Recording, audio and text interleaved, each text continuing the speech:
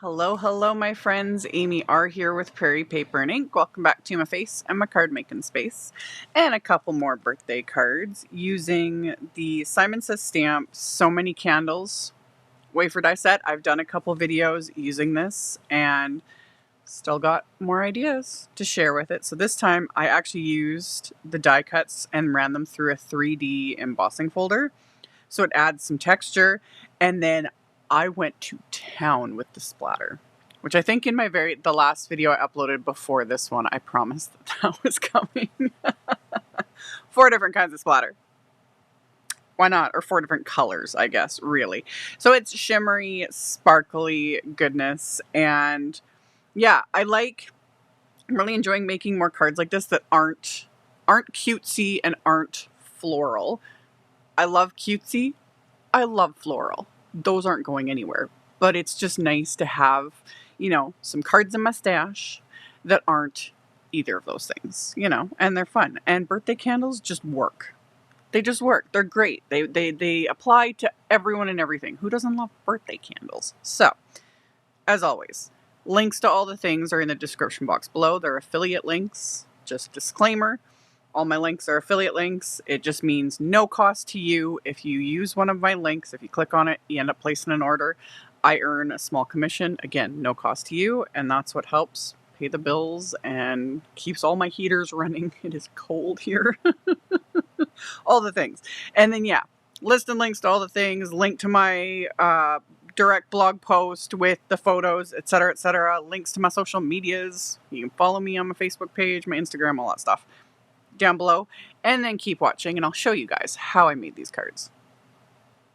So I die cut the candles, like the base of the candles, with that So Many Candles wafer die from 3 different shades of Simon's cardstock. I used soft navy, Audrey blue, and green apple.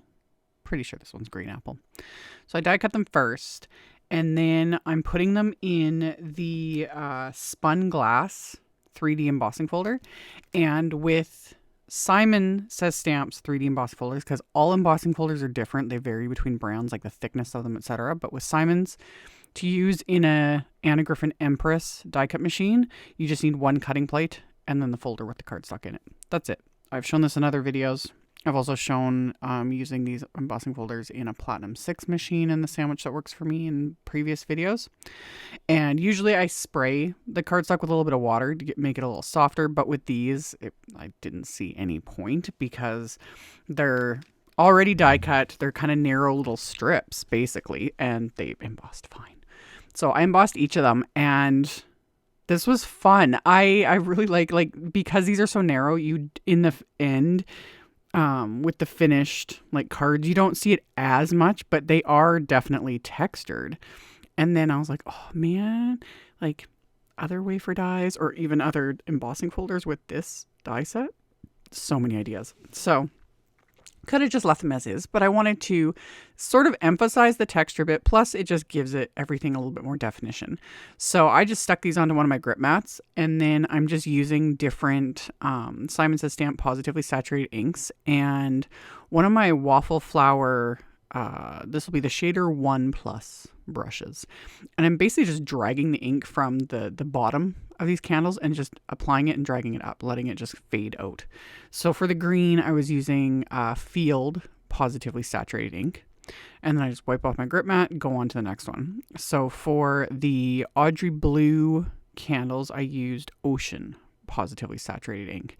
And yeah, this is just another way, regardless of whether or not you're doing any embossing or anything like that.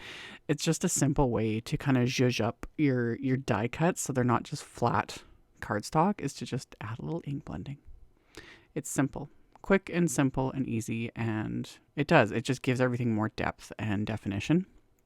So I used the Ocean ink on the Audrey blue ones, and then for the soft navy I used Royal ink, which goes on dark because it's wet, but this is also it's a dark ink on a dark cardstock, so it does dry back, but I can tell even on the finished ones, the base of the candles is a little bit darker. So if you really want a little more contrast on a really dark cardstock like this, you could use black ink. That would work really well too. You would just have to use a little bit lighter of a hand but that would also create more like dimension. So applied that one. And then for the little candle flames, when I die cut them, all the dies stayed in like the cardstock, which was kind of perfect because it was just less fiddling, less of me needing to muck around with it. So I just stuck these right to the grip mat, and then the scrap of cardstock's just holding all those little die cuts in place. And I used Simon's Honey Positively Saturated inks. This is one of the newer yellow shades, and this one I used just a tiny brush. This is the other one was the 1 Plus brush. Did I say 0 Plus? Anyway, the other one was the 1 Plus brush. This was the 0 brush. So just teeny tiny brush, and applied that to the little flames. And then, like I've shown in the other videos with this set, I take a black Copic marker and I go over all the little wicks. Because, again, I tell you guys the rules. Like, we don't have to worry about things being exact. It doesn't matter how it looks in nature or how it looks in real life. Like, this is just card making. And then I've got these arbitrary things about, like, candle wicks should be black because when they're lit on fire, that's what they look like. You can always skip this step, but and any marker will work too. It doesn't have to be a Copic marker, but I just grabbed a Copic marker, quickly scribbled that over there, over the little wicks, and then you just add little dabs of glue to it's the little like placeholder, I guess you could call it, of the tops of these candles, and then my little place and embellishment wand to pick up those little flames and adhere them to each of these. And yeah, I've got like this set down to a science now, because I got so many candles. I've made several cards with it, and they all just come together. I don't know. It's another one of those things where it's just kind of satisfying. So got that done on the first set, and then I just go along and do it on all the other ones, and then give everything just a few minutes to fully dry.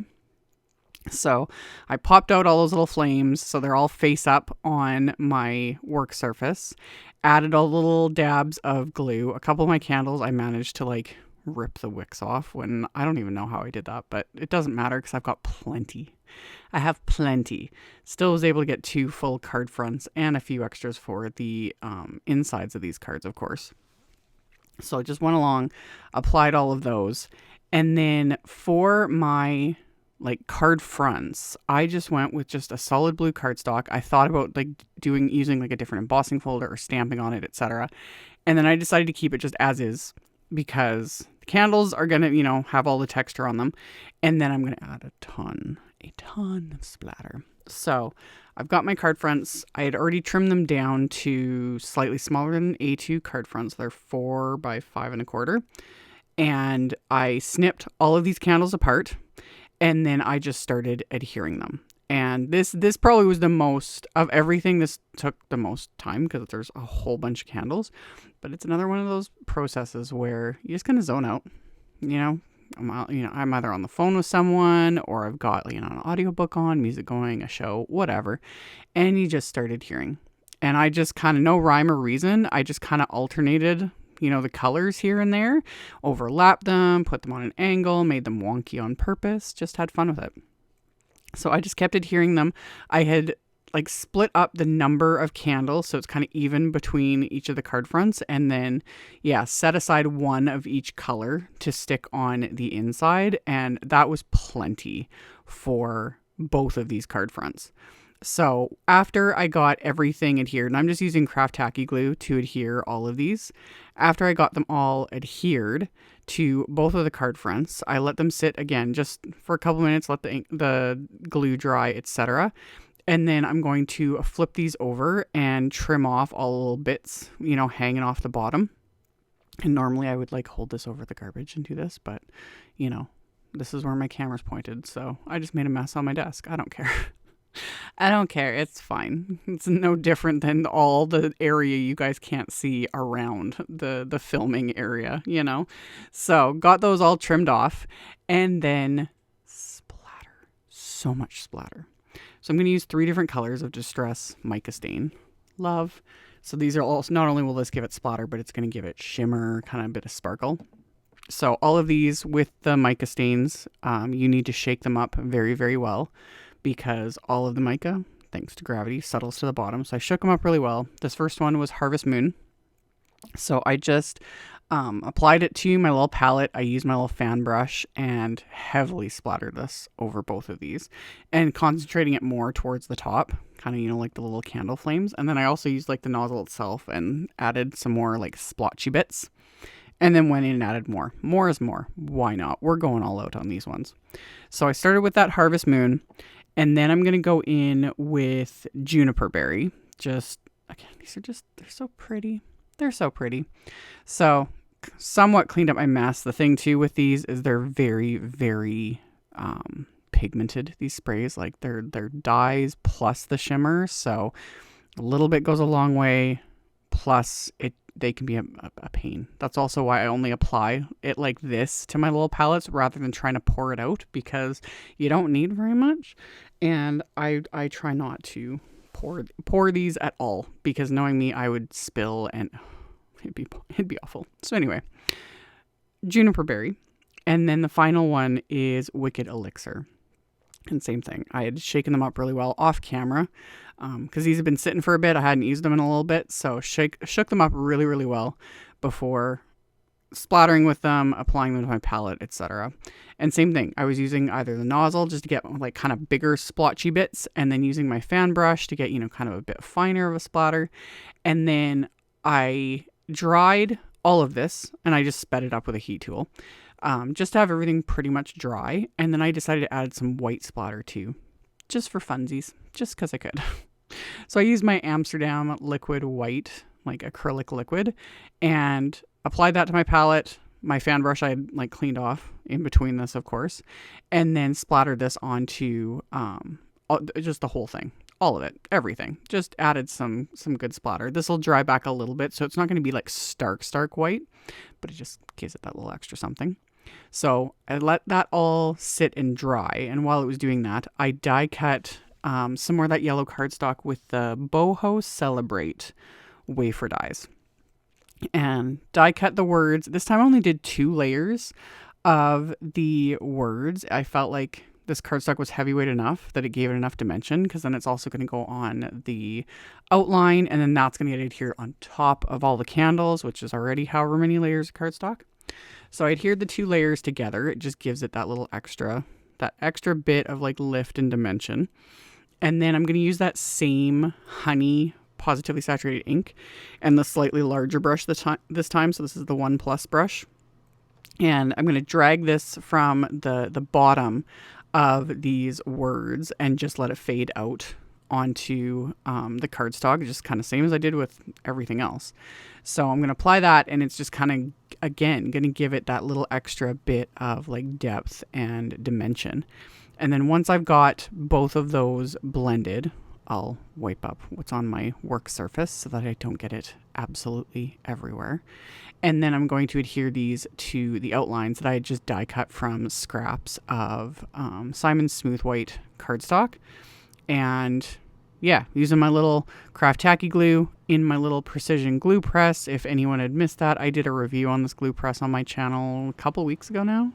I've been using it for very close to a year, whenever it came out. I said that in the review. I got it when it came out, and then I've been using it behind the scenes for months and months and months. And then yeah, I posted that review a couple weeks ago. Something. Anywho, adhered the sentiments together. And then I've got my card bases, which are going to be A2 top folding note cards. So 4 1/4 by 5 1/2. And for the sentiment on the insides of the cards, I pulled out the the Confetti stamp set. I had done a video using this set some time ago, and I like the big sentiments in this set, and the happy birthday one was just kind of perfect and kind of matched the Celebrate die cut.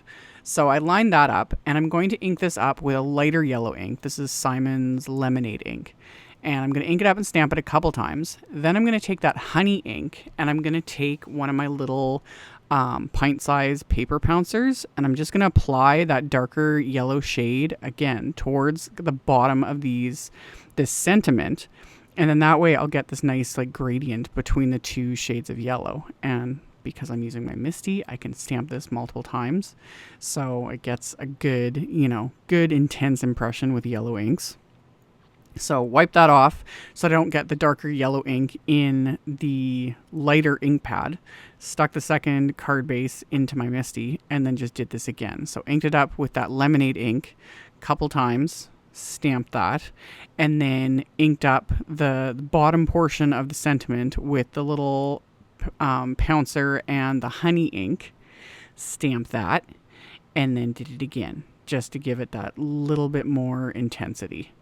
So once I've got that done on the insides of these cards, I'm going to adhere those individual candles that I'd set aside. So same thing, going to kind of adhere them a little wonky just along the edge of the cards. And then once I've got them adhered onto both of these cards, I can let the glue dry for a few minutes, flip these over, and then trim off the excess with my scissors using the edge of the card base as my little like visual guide here. So snip those off. And then of course I'm going to add baker's twine. Who knows? Who knows when this fixation will end? I love it. So I've got some yellow and white baker's twine, so it was just perfect. So I'm going to wrap this around my card fronts, just like so. And then I'm going to use my reverse tweezers, which you guys have heard me say a million times. They're a must-have, regardless of whether or not you want to use like baker's twine or ribbon or anything. Reverse tweezers just come in handy for so many things. So start the knot, use the reverse tweezers to hold everything in place, and then that just gives me the time and the dexterity to sit there and fiddle till I get my little bow the way I want it. Because baker's twine, if you've ever worked with it, because it's twisted, it can get a little finicky, because it'll want to twist itself up and whatnot. So got it the way I wanted it, and then I can trim off the excess with my scissors. I'm going to do the same thing on the second card front. And then once I've got the baker's twine in place, I'm going to adhere my die cut words just using little strips of Big Mama foam tape. So this will help adhere on top of not only the baker's twine, but all the layers of the candles. And it'll give it a little bit of lift and dimension too. So this is also where these Pawsitively everyday scissors from Simon, I've talked about this before. I love those scissors. I was so when they first released them and I opened the box, I was like, what are these, like children's scissors? Seriously, dudes, love them. They cut through like super sticky foam tapes, etc. like nothing. I love these scissors. Love them. Especially stuff like the Big Mama foam tape, because it's the same thing. If you've ever worked with this stuff, like trying to snip it into little pieces or little strips with other scissors, 99% of the time, you're just not going to have a good time.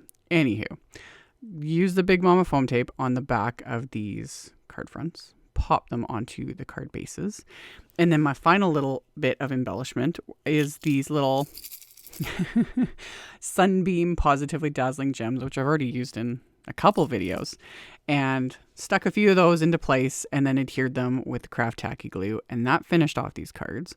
I'm going to try and show the sparkle with my flashlight here. You can kind of see it more along the bottom of the card because all that splatter is also sparkly, shimmery goodness. Love it. So these were just loads of fun. I really like this color combo, and the yellows, all of it. These were just loads of fun. So, like I mentioned in the intro, I will have links below the video in the description box, link to the blog post, link to all the supplies I used, etc., etc. So you can just expand that and check it out if you are interested. Thank you all so very much for taking the time to watch my videos, for thumbs upping, commenting, subscribe if you haven't. I'd love to have you. And I'll see you all very soon in the next one. Bye.